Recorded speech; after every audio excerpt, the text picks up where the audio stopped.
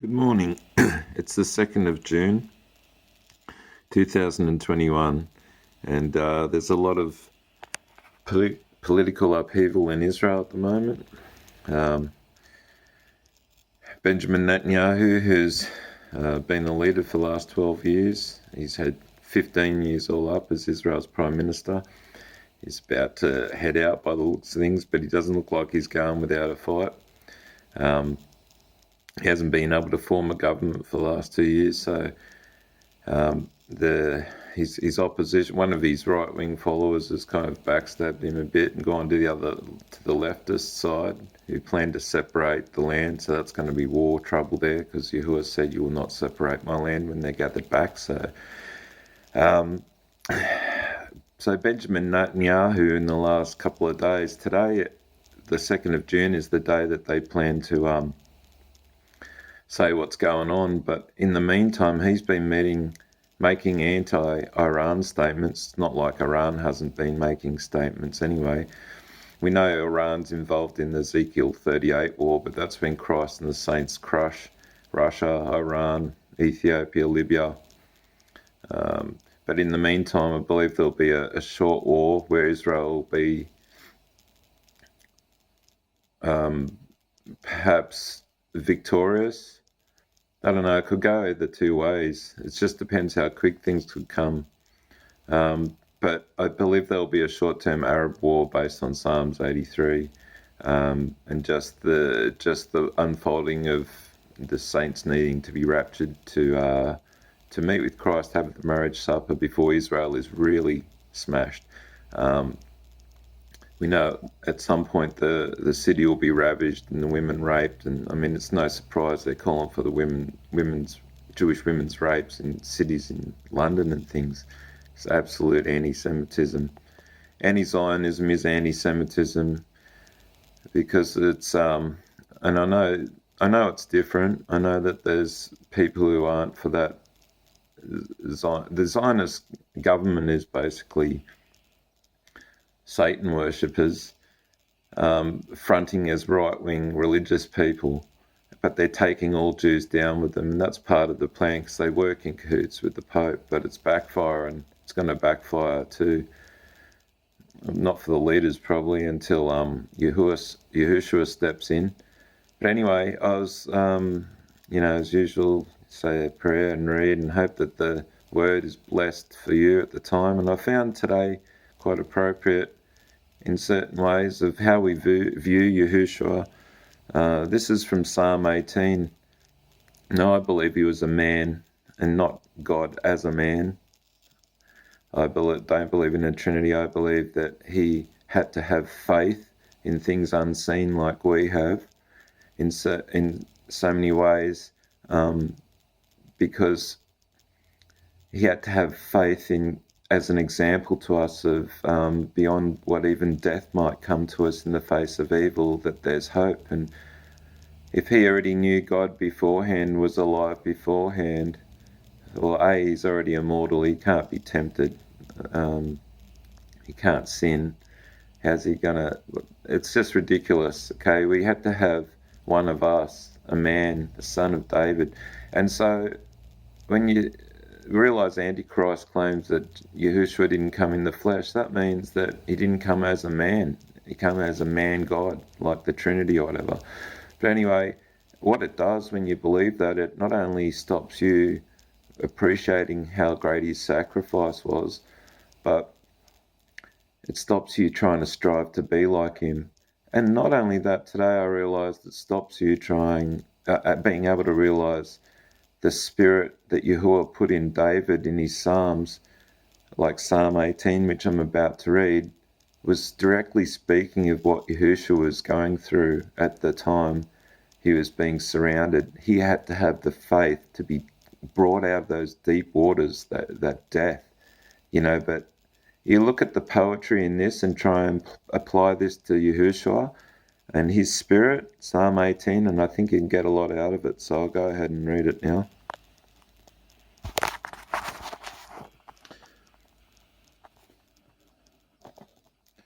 Camera's a bit fuzzy. Let's give it a rub. Okay.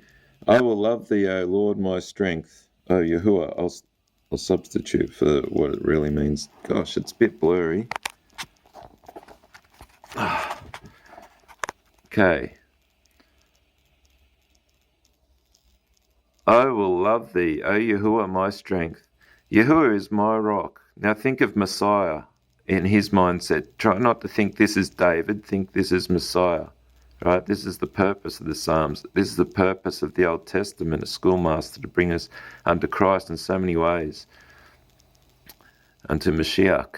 So Yahuwah is my rock, my fortress, and my deliverer, my God, my strength, my Elohim, my Almighty One, Elohim, my strength, in whom I will trust, my buckler, and the horn of my salvation, the power of my salvation, and my high tower. I will call upon Yahuwah, who is worthy to be praised.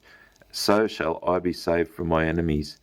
The sorrows of death compassed me, and the floods of ungodly men made me afraid. The sorrows of hell compassed me about. The snares of death prevented me. In my distress I called upon Yahuwah, and cried unto my Almighty One. He heard my voice out of his temple, and my cry came before him, even into his ears. Then the earth shook and trembled. Think of the crucifixion. Foundations also of the hills moved and were shaken, because he was wroth. There went up smoke out of his nostrils, and fire out of his mouth devoured. Coals were kindled by it. He bowed the heavens also, and came down, and darkness was under his feet. Think about that 3 hours of darkness when Yahushua was slain, and think about these next verses as he was in the grave. And he rode upon the cherub, Yahuwah did, and he does. He speaks through the angels, and he did fly, yea, he fly upon the wings of the wind, and he makes his angels the winds of wind. Isn't that Psalm 104? He made darkness his secret place, his pavilion round about him were dark waters and thick clouds of the skies. And I often think of Yahuwah's voice as booming surf. At the brightness that was before him, his thick clouds passed, hailstones and coals of fire. Yahuwah also thundered in the heavens, and the highest gave his voice, hailstones and coals of fire. Yea, he sent out his arrows and scattered them. He shot out lightnings and discomfited them. Then the channels of waters were seen. The channels of waters. What did Yahushua say he would make you? Fountains of living water. And the fountains of the world were discovered at thy rebuke, O Yahuwah, at the blast of the breath of thy nostrils. And did he not breathe into him the breath of life, and raise him to be immortal, just as he will, the real breath of life? He sent from above, he took me, he drew me out of many waters, just like Jonah, right? 3 days in the fish, 3 days in the ground, baptism, a like figure of the saving of the ark, Yahushua being the ark. He delivered me from my strong enemy and from them that hated me, for they were too strong for me. They crucified him. They prevented me in the day of my calamity, but Yahuwah was my stay. It can get dark, but he's our rock. He brought me forth into a large place. He delivered me into a large place, all right, didn't he? Because he was delivered, because he delighted in me. Now, who else can say this about himself but Yahushua? This is why I think David is speaking the mind of Messiah. For I have kept the ways of Yahuwah. I have not wickedly departed from my Elohim. For all his judgments were before me, and I did not put away his statutes from me. I was also upright before him. I have kept myself from sin. Therefore has Yahuwah recompensed me according to my righteousness, according to the cleanness of my hands in his eyesight. That's got to be Messiah. David said his righteousness was filthy rags. I mean, David is a foretype of Christ, so he could say this about himself as well. But really, this is pointing you, like all of the Old Testament, to Maschiach. For thou wilt save the afflicted people. With the merciful. Hang on a second. Therefore has the Lord... With the merciful you will show yourself merciful. With an upright man you will show yourself upright. With the pure you will show yourself pure. And with the froward you will show yourself froward. or perverse, I think that means. In other words, it's like when Messiah said to the man with the talents, who said, I didn't do anything for you with the talent because I thought you were a hard master and you reap where you didn't sow. I mean, reap what you sow. If you think that's how Messiah is, you'll act as the enemy and you'll be treated as that way. Okay, so let's keep going. For you will save the afflicted people and will bring down high looks. Humble yourselves, people, repent. For you will light my candle.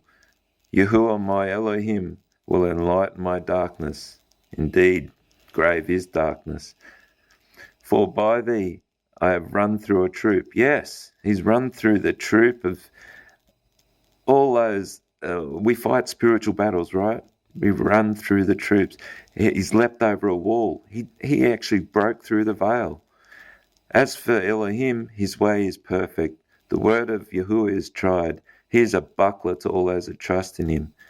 For who is Elohim? Who is the Almighty One save Yahuwah? Or who is a rock save our Elohim, our Mighty One?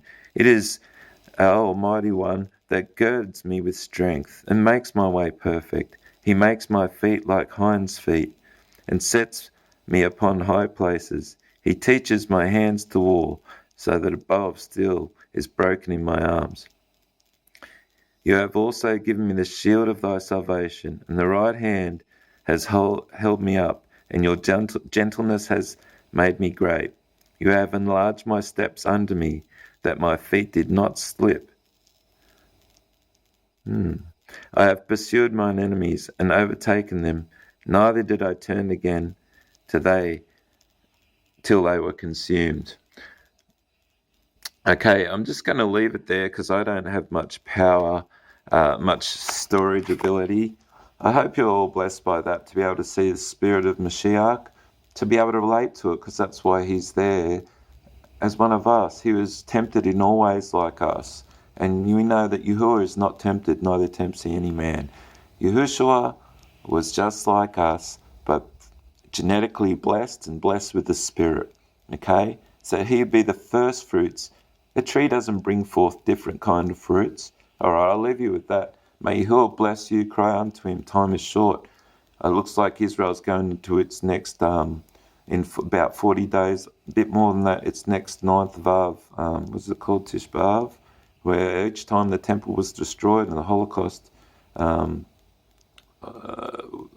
gosh, I don't know about the Holocaust thing on that date, the Shoah, but yeah, I mean, the temple was destroyed all the times on those dates. The 6-Day War occurred, 1967, right? Israel got back some territories from people who wanted to destroy them. They didn't want a state in 1948.